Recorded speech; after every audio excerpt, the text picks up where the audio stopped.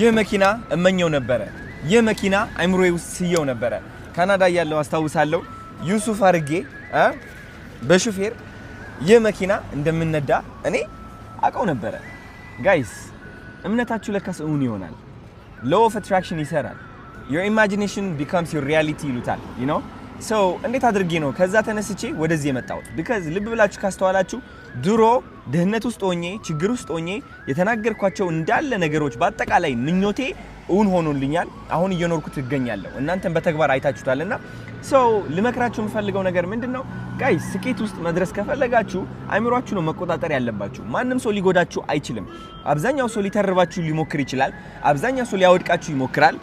ማንንም እንደሆናችሁ ዜሮ እንደሆናችሁ you know ከነሱ ድጋፍ ውጪ ምንም እንደማትሆኑ ሊያሳዩአችሁ ይሞክራሉ ከናንተ የበለጡ እንደሆኑ ሊያሳዩአችሁ ይሞክራሉ እናንተ በእነሱ ተጠቂ መሆን የለባችሁም ተጠቂ የምትሆኑት ባይ ዘ ወይ በአይምሮአችሁ ነው እንጂ በእነሱ ሰዎች አይደለም መጥቶ ቢተርቧችሁ የራሳችሁ ጉዳይ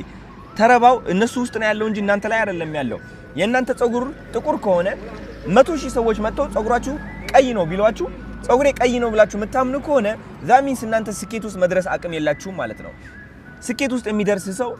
1 ሚሊዮን ሰው መጥቶ ጸጉርህ ቀይ ነው ይያለው ግን ደግሞ ጸጉሩ ጥቁር እንደሆነ የሚያቅ ሰው ነው ተረዳችሁኝ ስለዚህ ለራሳችሁ ቁሙ የወሰናችሁበት ህይወት ለመድረስ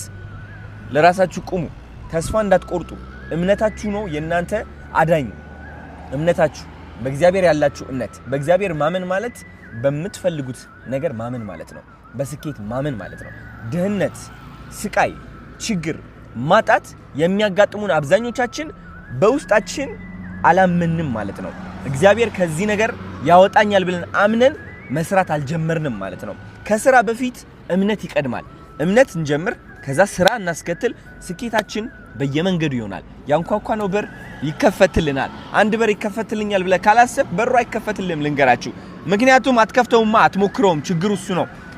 you know አንድ በር ሄዳችሁ ይከፈታል ብላችሁ እንደዚህ ያርጋችሁ ለመክፈት ያ በር ይከፈታል ብላችሁ ማመን ይኖርባችኋል ልብ ብላችሁ ካስተዋላችሁ ስንት ጊዜ ነው የሆነ በር ተቆልፏል ብላችሁ አምናችሁ ከዛ ሳትሞክሩት የቀራችሁ ከዛ ከ5 ደቂቃ በኋላ እንደ ክፍት እኮ ነው ብለው እንደ ቀልድ ሲከፍቱት ዋው ምናምን ብለ ስትስቁ ህይወትም እንደዚህ ነች መጀመሪያ ማመን ይኖርብናል በሩ እንደሚከፈት ማመን ይኖርብናል ከዛ እጃችን ራሱ ይዘረጋል ከፈት እናረጋታለን ሳብ እናረጋለን እንገባለን ማለት ነው ወደ ስኬታችን ተረዳችሁኝ አይደለ ወዳችኋለሁ ህይወት በጣም ጸዴ ነች በምንም ተአምር ተስፋ እንዳትቆርጡ ዲሲፕሊን ያስፈልጋል ዲሲፕሊን የምትሆኑት ደግሞ በመስራት በመፍጋት ብቻ ላይ ሳይሆን በእምነታችሁ ነው ስኬታማ ሆናለሁ የሚለው እምነታችሁ ቆንጆ ነኝ የሚለው እምነታችሁ አንደኛ ነኝ የሚለው እምነታችሁ በዛ ነው ዲሲፕሊን የምትሆኑት አትልቀቁት ያ እምነት እንደዘበኛ እውነቴን ነው የምላችሁ ጠብቁት ነው የምላችሁ ነኝ ጠብቁት እሺ ወዳችኋለሁ በጣም ከምታስቡት በላይ ማለት ነው ቻው